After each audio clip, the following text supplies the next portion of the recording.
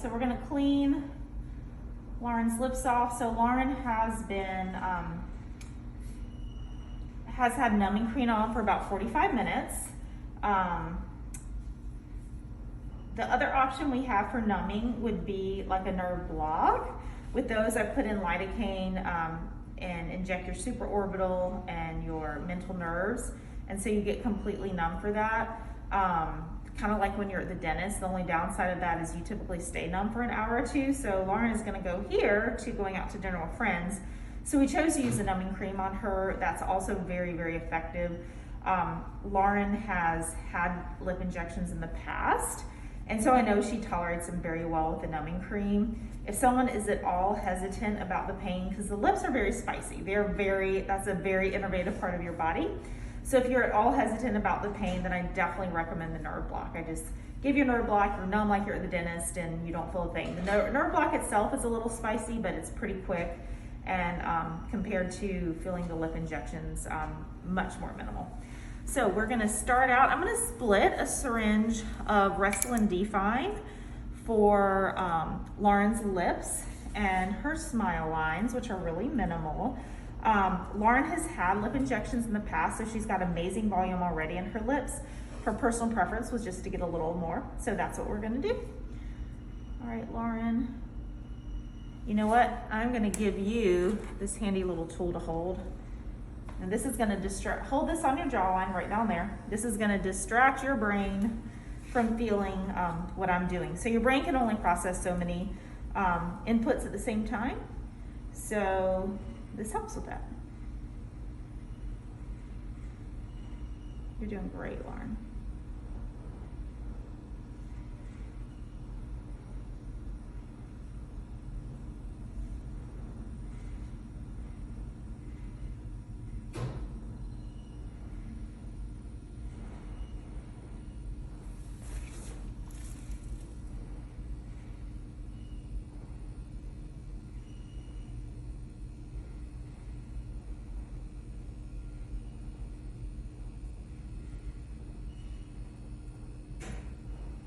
And I usually just kind of work my way back and forth. You're doing so good, Lauren.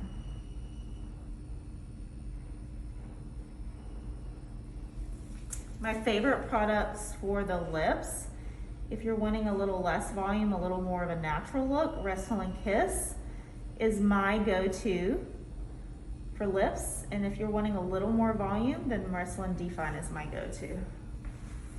How you hanging in there, Lauren? Good. Great. You are a total trooper.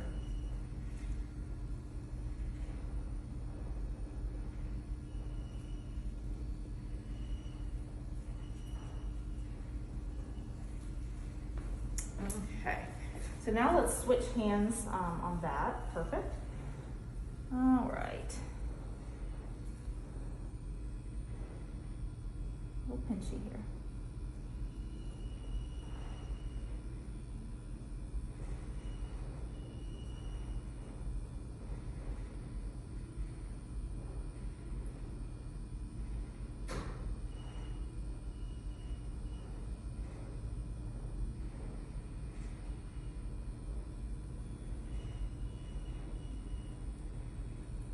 Poor Lauren, she has a little bit of a lacrimal reflex. She's tearing at the eyes, but you would agree I'm not torturing you, right? No, this isn't that bad. I just can't control that. Yeah, that's what we call the lacrimal reflex. Really common when we're sticking needles into your face for that lacrimal reflex to kick in and have a little bit of tearing.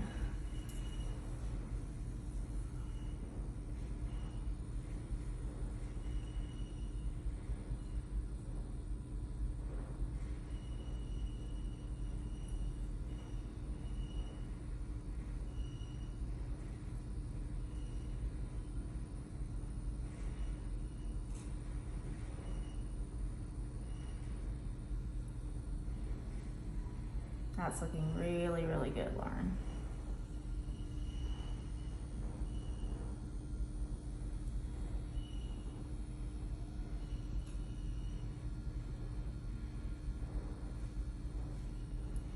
Okay, great. Now we're going to move to her smile lines here.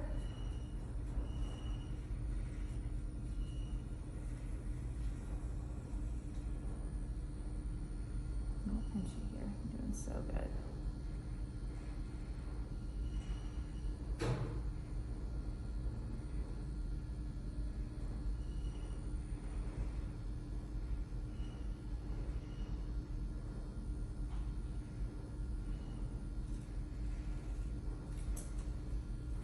I'm about halfway through my syringe of filler.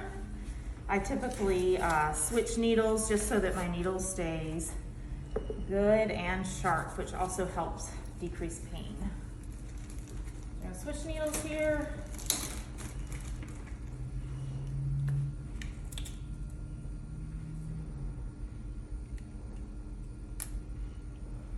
And finish up her treatment. Hanging in there, Lauren? Yeah.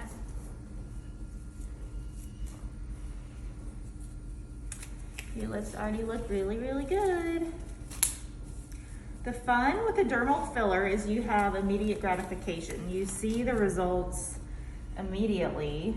You actually see a little bit of exaggerated results because swelling kicks in usually within about 10 minutes.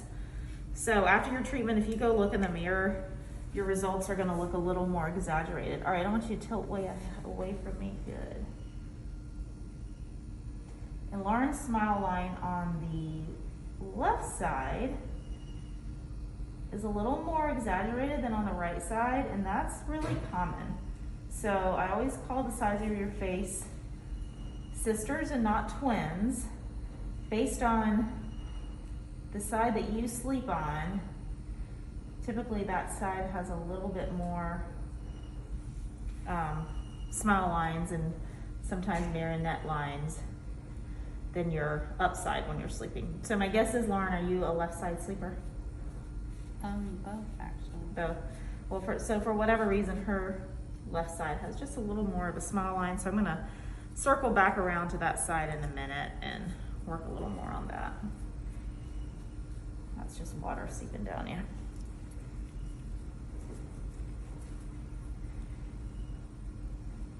Everything's looking really, really nice.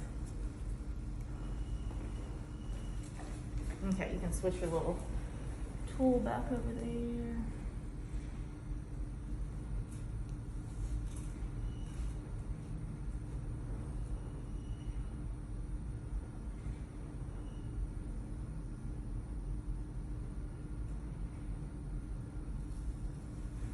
Great.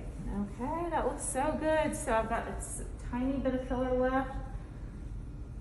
I'm gonna put this on her piriform aperture just to help with a teeny little bit of deficit she has here. And that's a really nice, natural way to also help mitigate these smile lines. So Lauren, this is real pinchy. 1, 2, 3, big poke. And we go down to the bone. This is an area where we aspirate. Sometimes it can feel real zingy, Lauren. You're doing so good.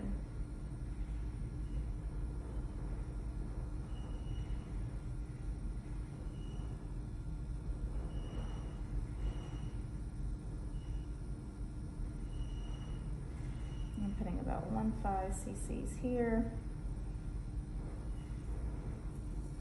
Gorgeous. Okay, switch one more time, Lauren. This is your very last injection here. Okay, 1, 2, 3, big poke. Really pinchy there. You are doing awesome. Sometimes it can be a little zingery. And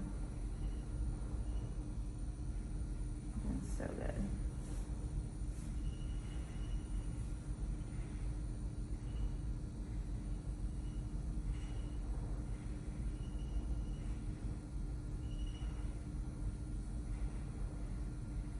Almost done.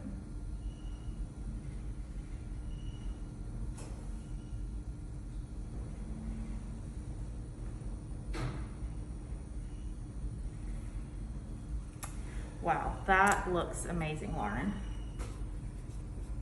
So instructions after lip injection. So I'm gonna provide Lauren with some bacitracin ointment, some antibiotic ointment. I only want you using that on your lips for the first 24 hours. And that is because all of our own chapstick, lipstick, etc. has germs in it, which is normally fine.